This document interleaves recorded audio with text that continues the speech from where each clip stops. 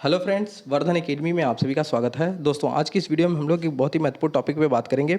एक दो दिन से लगातार इस पे चर्चा हो रही है, जो कि है जो एडेड जूनियर शिक्षक भर्ती की जो परीक्षा हुई थी उसमें कि मेरिट कॉमन बनेगी या फिर सभी विषयों की अलग अलग। सभी विषय मतलब गणित, विज्ञान, सोशल साइंस और जो आपके भाषा के थे हिंदी, संस्कृत और इंग्लिश।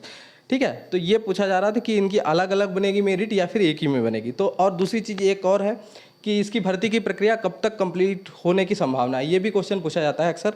तो इसके बारे में मैं बता दूं कि काफ़ी लंबे समय से ये सब चीज़ें रुकी हुई थी। उसके बाद आप लोगों ने अभी हाल ही में देखा था कि पुनर्मूल्यांकन के लिए कहा गया है। तो ये सब प्रक्रिया आपकी जो चीज़ें निकल के सामने आ रही हैं, जो सुनने में जो चीज़ें आ रही हैं, उसके आधार पे जुलाई के लास्ट तक आपकी जुलाई स्टार्टिंग से ही हो सकता है स्टार्ट हो जाए और पूरी प्रक्रिया होते होते जुलाई लास्ट या फिर अगस्त में आपकी कंप्लीट होने की संभावना है।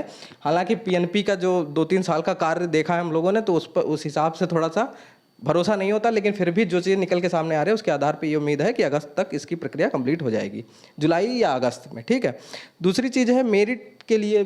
मेरिट लिस्ट के लिए जो बातें हो रही हैं कि बहुत से लोग ये कह रहे हैं कि सर जब फॉर्म भरा गया था तब उसमें ये मांगा ही नहीं गया था कि किस विषय से आप मतलब परीक्षा देना चाहते हैं। ठीक है, तो ऐसा नहीं है। जूनियर की जो परीक्षा होती है वो विशेष विषय के शिक्षक के की मांग होती है उसमें। जैसे कि नहीं तो एक कॉमन एक पेपर करवा लेते हैं अगर उनको कॉमन ही लिस्ट बनानी होती। ठीक है, मेरिट लिस्ट लानी होती। तो इसमें क्या होगा कि जो लोग ये कह रहे हैं कि पहले मांगा ही नहीं गया, तो उनको मैं बता दूं कि देखिए अभी जितने लोग पास हुए, पहले तो पुनर्मूल्यांकन हुआ, पहले रिजल्ट दोबारा आएगा। ठीक है, पुनर्मूल्यांकन हुआ, फिर से रिजल्ट आएगा, उसके बाद एक नोटिस जारी किया जाएगा जिसमें आपसे फॉर्म भरवाया जाएगा। उसमें मांगा जाएगा कि आपने किस भाषा से किस विषय से आपने अपना फॉर्म फिल किया था। ठीक है, फिर उसी विषय के आधार पर आपकी अलग अलग मेरिट बनेगी। ठीक है, जहाँ तक यही होना। और अगर देखिए, क्योंकि जूनियर की जो भी होती हैं वो अलग अलग से ही होती हैं कि मतलब अलग अलग ही मेरिट बनेगी, इसके लिए आप लोग निश्चिंत रहिए।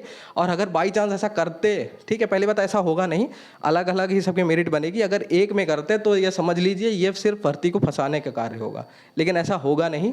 इस बार जो मेरिट लिस्ट आएगी वो सबकी अलग अलग आएगी। उस मेरिट लिस्ट जारी करने से पहले सभी के आवेदन लिए जाएंगे, उसमें आपसे मांगा जाएगा कि आप किस विषय से आपने मतलब पेपर दिया है। ठीक है, तो उम्मीद है आपकी जो डाउट है वो क्लियर हो गया होगा। इसके अलावा अगर आपके मन में कोई सवाल हो तो आप लोग कमेंट बॉक्स में पूछ सकते हैं। धन्यवाद।